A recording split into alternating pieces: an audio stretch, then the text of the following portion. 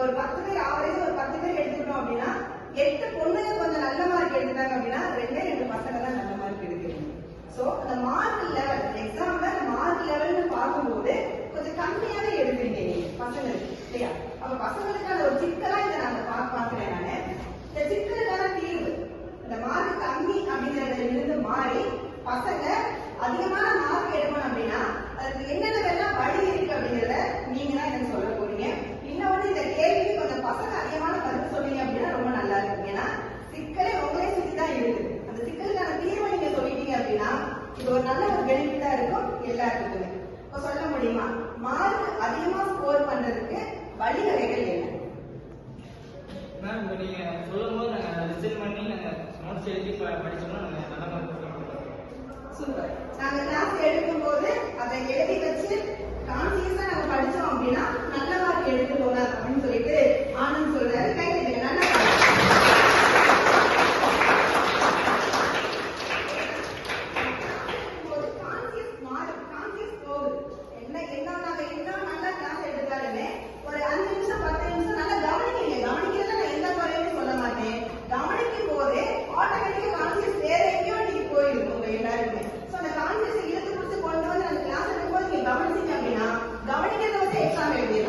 இது வந்து சத்தியமா 100% உண்மை. நாங்க கிளாஸ் எடுக்கும்போது நீங்க கவனிச்சீங்கனாலே கேட்கிற கேள்விக்கு ஈஸியா நீங்க ஆன்சர் எழுதிக்கலாம். இன்னும் அந்த கோர்ஸ் மெட்டீரியல் பார்க்கும்போது இன்னும் ரொம்ப ஈஸியா புரியும். நல்ல பாயிண்ட் சொன்னாங்க. சூப்பர். வேற ஏதாவது வழி? மொபைல் யூஸ் பண்றதுனால நம்ம மூளைக்கு வந்து ரொம்ப டேமேஜஸ் ஆகுது. அது வந்து தடுத்தாதான் நம்மளால ஒரு விஷயத்தை ஜாஸ்தி ஞாபகப்படுத்தி வச்சுக்க முடியும். அதுக்கு நம்ம என்ன பண்ணணும்னா பிசிக்கலா ஒரு விஷயத்துல இன்வால்வ் ஆகி ஆக்டிவா இருந்தாதான் நம்மளால முடியும். அதுக்கு என்ன பண்ணணும்னா வெளியே போய் விளையாடணும், நடக்கணும்.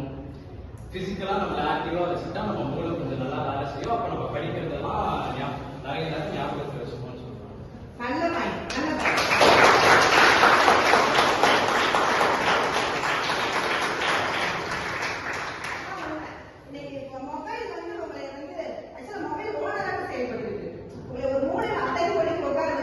கைகள் உங்களுக்கு அசைவே கிடையாது. உங்களுக்கு அந்த விரல் தான் அந்த கேம் விளையாடுறதா இருக்கட்டும், போன் பேசுறதுக்கு மெசேஜ் பண்றதா இருக்கட்டும், நீங்க உட்கார்ந்த இடத்துல தான் அந்த வேலையை செய்ய ஆரம்பிக்கிறீங்க. நீங்க ஒரு இடத்துல ஒரு மூலையில உட்காரும் போது உங்களோட மூளை வேலை செய்யாம போயிடும். நீ சொன்னது 100% உண்மைதான். அப்ப கைகள் அசைவோடு நீ ஆக்டிவா இருக்கும்போது நீ சுறுசுறுப்பாயிருவ.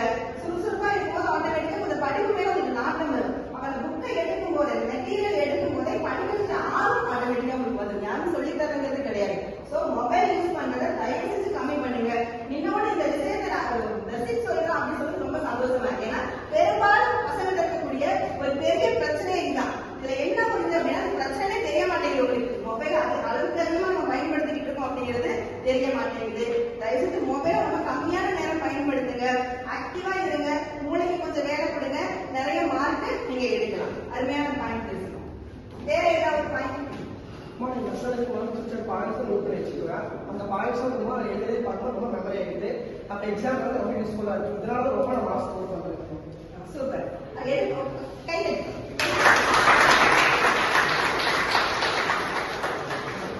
எழுதி வச்சு படிக்கணும். கிளாஸ் எடுக்கும்போதும் சரி, படிக்கும் போதும் சரி, எழுதி வச்சு படிக்கிறது அப்படிங்கிறது ரொம்ப நல்லது. இன்னைக்கு பாத்தீங்க அப்படின்னா மேத்ஸ்ல நம்ம போட்டு பார்த்தா வரும். மேத்ஸ்ல ஒர்க் அவுட் பண்ணி பார்க்கறதுன்னு சொல்லுவாங்க.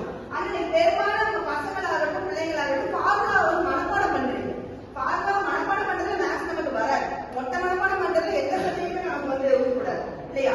குறிப்பா எழுதி பார்க்கும் போது இன்னுமே மூளையில போய் நிறைய பதியும். அதிகமான மார்க் நீங்க எடுக்கலாம். நல்ல பாயிண்ட் சொல்லலாம். Super super. வேற ஏதாவது பாயிண்ட்? இப்போ வந்துட்டு காலேஜ் போறாங்க, கட்டடிச்சுட்டு வெளியே போறாங்க. ஸ்கூல் ஆரம்பிச்சு காலேஜ் அந்த பசங்க வந்துட்டு கட்டடிச்சுட்டு வாங்க, இன்னைக்கு போயிடலாம், நாளைக்கு போயிடலாம் காலேஜ், நீங்க வர வெளியே போறாங்க வெளியே போறாங்க. இதே பொதுவாக இல்லை வீட்டில் இருக்குமா அந்த பயப்படம் காலேஜ் படிக்கிறதால பொண்ணுங்க மார்க் அதிகமாக இருக்கும். பசங்க இன்னைக்கு வர போயிடலானே நாளைக்கு போயிட்டு அப்படின்னு இதே ரெகுலர் நடக்கிறாங்க. நம்மளால படிக்க முடியல. குற்றச்சாட்டு மாதிரி வைக்கிறாங்க. அதாவது நிறைய நீங்க கட்டடிக்கிறீங்க அந்த மாதிரி சொல்றாங்க.